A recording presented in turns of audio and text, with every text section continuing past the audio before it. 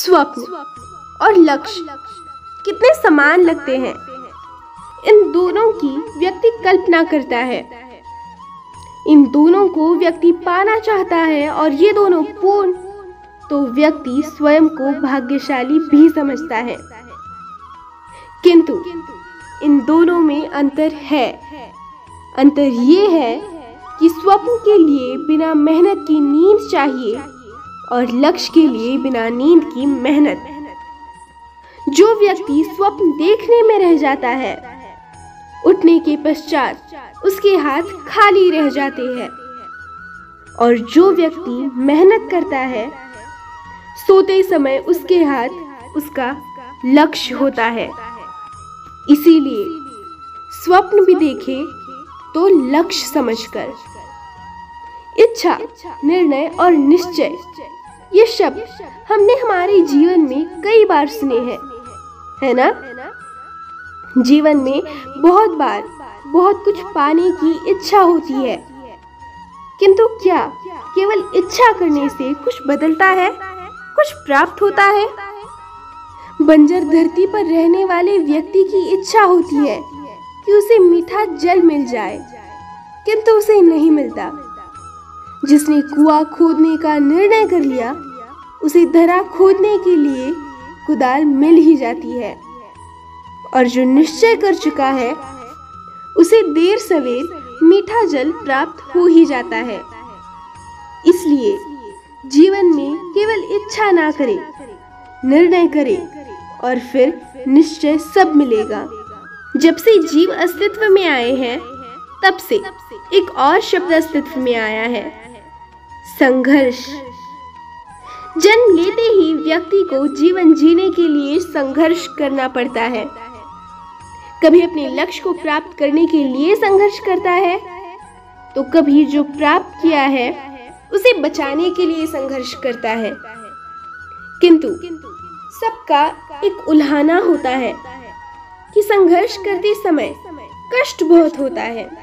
अब योद्धा है तो प्रहार तो सहने पड़ेंगे, तैरना सीखना है तो जल में प्रवेश करना होगा ही। उन्हीं के पाँव में छाले पड़ते हैं जो नित चलते हैं। जो चलते हैं वो अपने लक्ष्य तक अवश्य पहुंचते हैं। इसीलिए स्मरण रखिएगा, जीवन तभी तक है जब तक कर्म करोगे, तो संघर्ष करते रहिए, कष्ट को भूल जाइए। मनुष्य सदा सोचता है फल के विषय में कि मैं जो करने जा रहा हूँ उसका फल क्या होगा, उसका परिणाम क्या होगा। किंतु इसकी चिंता क्यों? क्योंकि कर्म यदि शुभ हो तो परिणाम बुरे हो ही नहीं सकते। शुभ की इच्छा से कार्य करने वालों को फल की चिंता कैसी? जो फूल बेचते हैं उन्हें कभी कभार कांटे अवश्य चुभ जाते हैं, किंतु सुगंध उनके हाथों में रह ही जाती है। हीरे की खोज में कोयले की खदान में उतरे व्यक्ति पर कालिक भले ही लग जाए, किंतु हाथों में हीरा अवश्य लगता है। इसीलिए शुभ भावना से कर्म कीजिए, परिणाम शुभ ही होंगे। मन, मनुष्य, मान, इन तीनों का प्रारंभ मन से ही होता है ना? किंतु आज हम बात करेंगे मान के विषय में। मान वो भाव है जो हमारे मन को संतुष्टि देता है। इस पात्र में भरे जल की भांति, जो जल किसी पात्र के होने का कारण इसका अस्तित्व बनाए रखता है। अब मान से बनता है स्वाभिमान और अभिमान। इन दोनों में बहुत अंतर है। जो जल किसी पात्र के भीतर समाया है वो है स्वाभिमान, जो हमारे मन का संबल है, सहारा है, जो किसी पात्र के भीतर ठंडा रहता है और पीने वाले को भी ठंडक पहुंचाता है। और जो जल पात्र से बाहर छलके वो है अभिमान, जो बाहर की ताप से भाप बनकर उड़ जाता है। स्मरण रखिएगा, स्वाभिमान आपको बनाए रखता है, आपको शक्ति देता है, और अभिमान आपको नष्ट कर देता है। तो क्या बनना चाहेंगे आप, स्वाभिमानी या अभिमानी? निर्णय आपका है। गिरने में कोई आपत्ति नहीं है, बस गिरो तो उस बूंद की भांति जो आपको इस संसार को नया जीवन देती है। और उस उठने में भी कोई अच्छाई नहीं है जिसमें किसी और के कंधों पर पाँव रख कर उठा जाए।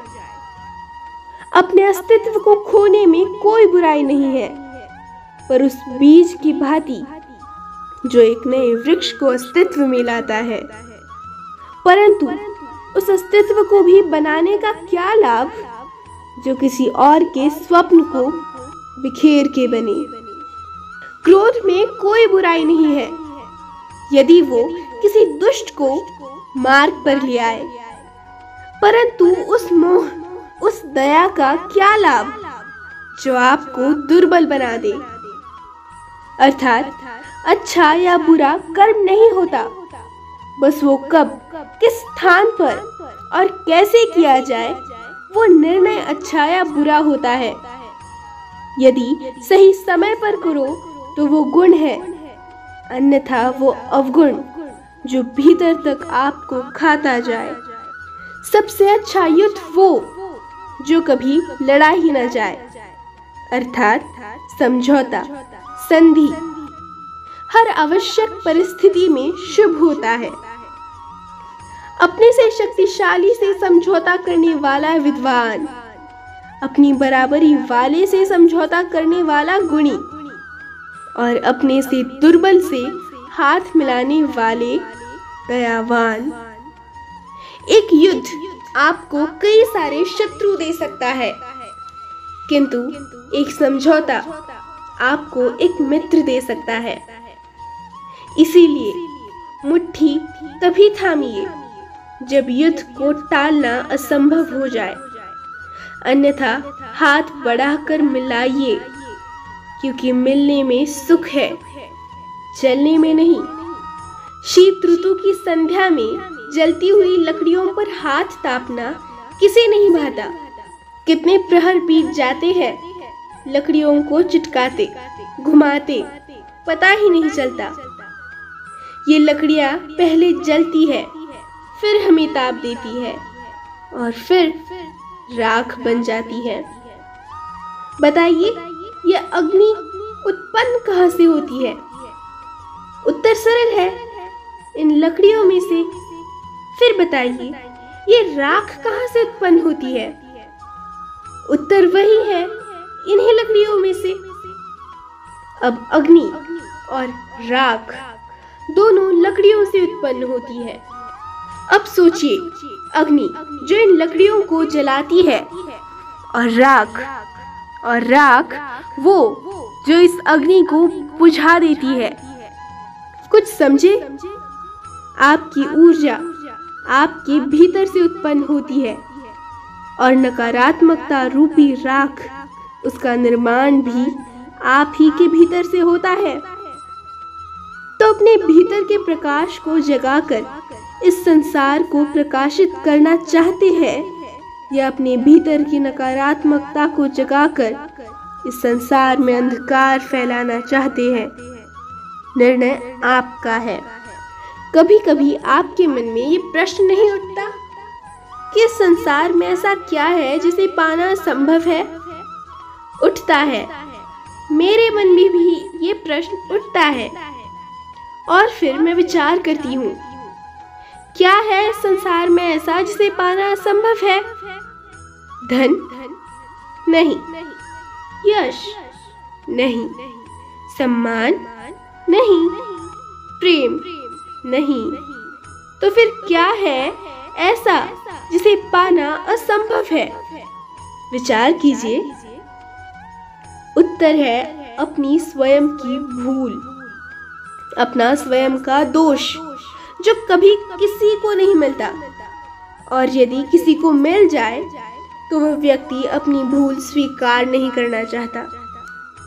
किंतु जो व्यक्ति अपनी भूल स्वीकार करता है, अपना दोष स्वीकार करता है, संसार में कुछ भी पाने के लिए कोई उसके सामने कोई भी बाधा नहीं रहती। इसीलिए आत्मविश्वास अवश्य रखिए, प्रयास करते रहे कि आपसे कोई भूल ना हो, किंतु आत्म मंथन भी, और यदि आपसे कोई भूल भी हो जाए तो उसे स्वीकार करें, उसे सुधारने का प्रयास करें। जय श्री कृष्ण।